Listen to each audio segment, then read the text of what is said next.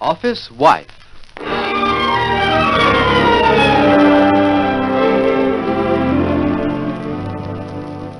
The story of the girl who married her boss and of the girl who took over.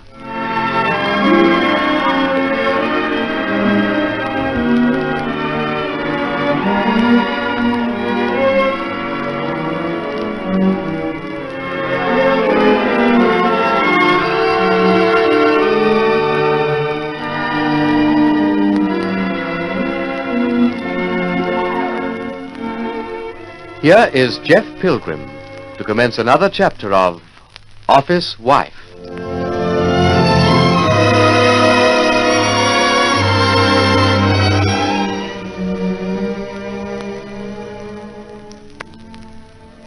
I've been following Palmer and Stella Bronson for about 20 miles, from Stella's flat to the water's edge at Plumage Lake.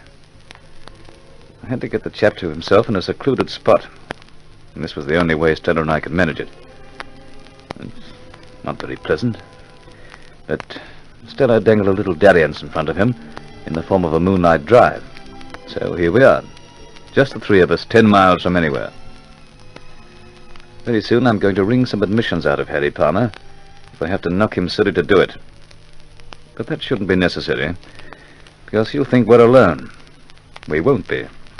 Stella Bronson will be on hand listening. Well, here we go. What? Now look here, Pilgrim. Don't think you can get tough with me. Will you get out of that car, or do I have to drag you out of it? Jeff, what are you doing here? Keep out of this, Stella. Come on, Palmer, make a move. We're getting out of here. You're not moving this car an inch. Let's have that key. Get your hands off. Jeff! All right, Palmer, you asked for it. Oh. Now, get out. Have you gone mad, Jeff? This is no affair of yours, Stella. Keep out of it. You'll pay for this. All right. You're out of your car. You'd have saved yourself one in the jaw if you'd got out of your own accord. Now then, Stella, get going. Start up and get going, because Harry and I have a little business I think you'd much rather not see. Stella, don't go. Better do as I say, Stella. No, don't leave me here alone. He's crazy, Stella. Stella, don't leave me. I won't wait all night. Harry, I'm frightened. You've reason to be. I'll go and bring someone. If you've any sense, Stella, you won't come back. I'll drive Palmer home when I'm finished with him. Now get going. No, stay here. I'm getting away while I can. Stella! It's no use shouting, old boy. She's going. What do you want? You know what I want. I'd like a few details about just how you got me into this jam, Palmer. I don't want to sound or act like a gangster, but we're going to hear from you, old boy. So make up your mind. You're off your head. No. Let's start off, shall we? When did you go to Port Kensington? When did you take that post office box? What became of the letter from Benny Puller you showed me? And when did you forge it? Who paid $2,000 into my bank by an open check I'd had drawn from Mr. Joseph Barker? The Mr. Barker who doesn't exist. The Mr. Barker you cooked up to get me 3 years for embezzlement. Come along, Harry. Let's have some answers. I'm telling you, Jeff, you're off your head. Have it your own way. No. Now get your hands up. You'll get an extra year for this. It'll be a pleasure. How did you work it? Come on, there's no one about. Just the two of us, Palmer. No one to overhear us, just you and me. I'll pound you to a jelly if I have to. What good's it going to do you? At least I'll have the satisfaction of knowing how you went about it. Are you going to talk, or do I have to knock your block off? You're after Marcia, aren't you? Marcia and the firm. So you have to get me out of the way. That's the scheme, isn't it? You'll go up for 3 years, whatever I tell you, Pilgrim. And by that time you'll be divorced. Are you going to tell me the lot? No? All right, here it comes again. And if you want to make a fight of it, so much the better. Now, look here, just a minute. You forged that letter, didn't you? Come on, out with it. You forged that letter from Benny Puller, didn't you? No. And then destroyed it, didn't you? You can own up. It'll be your word against mine. Steady on. You want me to choke? You did forge that letter and destroy it. All right. Get your hands off me. I'll tell you. There's someone coming. Confound it. Now let's see how tough you can get. There's a car coming.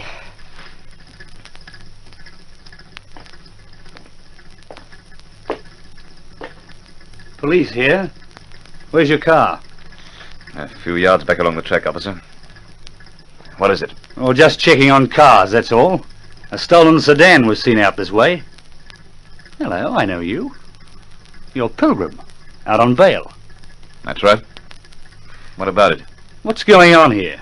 You two been roughing each other up? Hey, Bill, shine the spot on these two, will you? You blokes pick a funny place to mix it. What's your name? My name's Palmer, officer. This man drove up, dragged me out of my car, forced the young lady with me to drive away, and then... Well, Well, what? Looks as though we came on the scene at just the right time. What do you say about it, Pilgrim? That's what happened. And if you hadn't come along, I might have got myself out of it. What's the use? I'm going, and as for you, Palmer, you can find your own way back to town. Well, don't be in such a hurry, Pilgrim. You there, Palmer, do you want to prefer charges? Charges of what? Didn't you say he'd assaulted you? Dragged you out of your car and so on? Well, he's in enough trouble already, officer. I'd rather just forget it. What's become of your own car and your girl? Oh, she drove off to bring someone back. Well, it sounds screwy to me, but if you want to let him off, there's nothing I can do. Oh, you heading back to the main road? Well, you want a lift, eh? That could be arranged. Oh, thanks a lot, officer. Well, cheerio, Jeff. Better luck next time. I'll be seeing you in jail. Yes, you might at that. Let's go.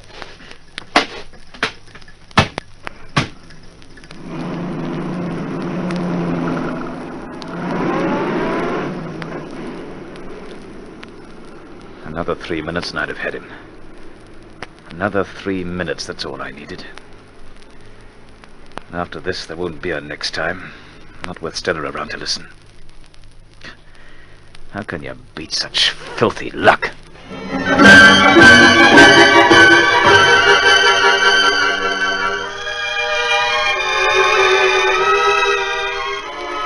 Jeff, I could have screamed. I heard everything. Those great hulking brutes driving up looking for stolen cars.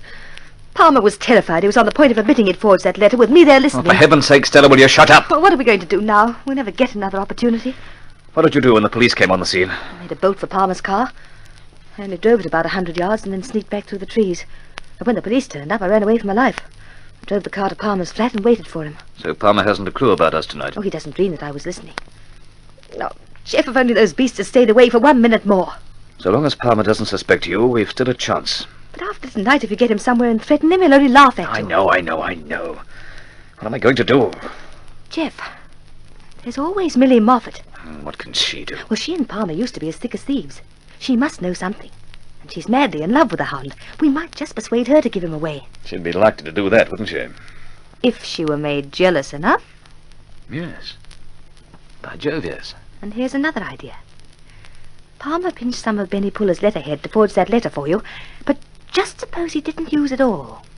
There might still be a sheet or two in one of his drawers. Palmer would look funny with Puller Corporation notepaper in his flat, wouldn't he? So why shouldn't I make an opportunity to conduct a little search? Could you? Now, will Harry Palmer object if I call at his flat one night? And if he's called away for 10 minutes by a bogus phone call, would he be likely to kick me out while he's gone? Come along, darling, cheer up. Should, I suppose, instead of feeling sorry for myself. Look, Stella, I better get back to the hotel. It's getting late. All right, dear. Remember, you're a long way from finished yet. A long, long way. I'm 2 weeks and 5 days from being finished. I still have that. And something else. You still have me, Jeff. Always.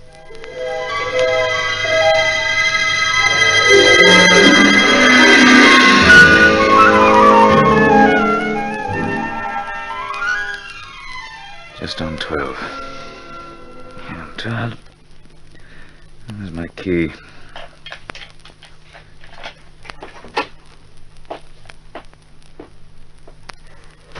Hello, Jeff. I've been waiting for hours. Marcia. How did you know I was staying here? Does it matter? I'm here. I see you've got your clothes here. When did you go back to the flat? I collected the rest of my stuff this afternoon. Oh. What is it, Marcia? We haven't much to say to each other, have we? No, Jeff. Practically nothing. Oh. Why come calling at the witching hour of midnight? This evening I made up my mind to ask you something, and I couldn't wait.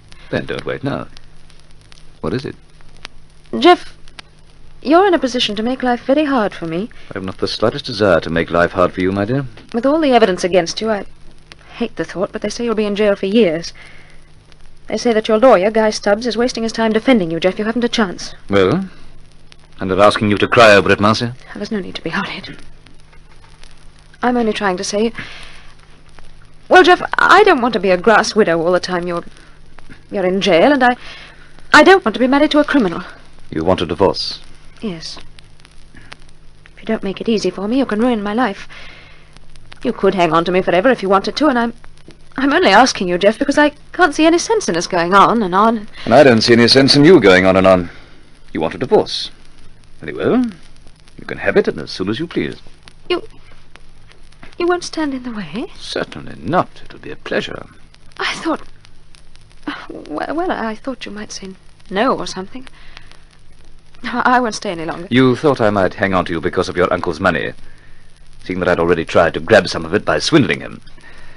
That's right, isn't it? I didn't say anything of the kind. You don't have to. At this stage of the game, Marcia, I can laugh at you loud and long.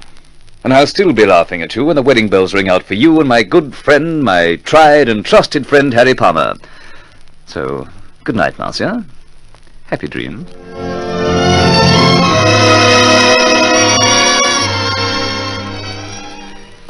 I'd feel better about it if I could have meant that farewell speech to Marcia, but I didn't. I didn't mean a word of it. Not that it matters, because, as far as I can see, the future hangs on the jealousy of Millie Moffat. Can we get the proof we need about Palmer through Millie Moffat?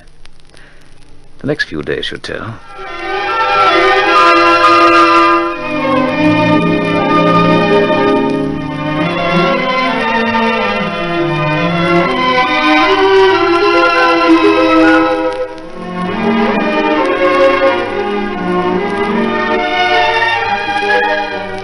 We invite you to listen to further episodes of Office Wife, written by L.J. Hardy, a Donovan Joyce production.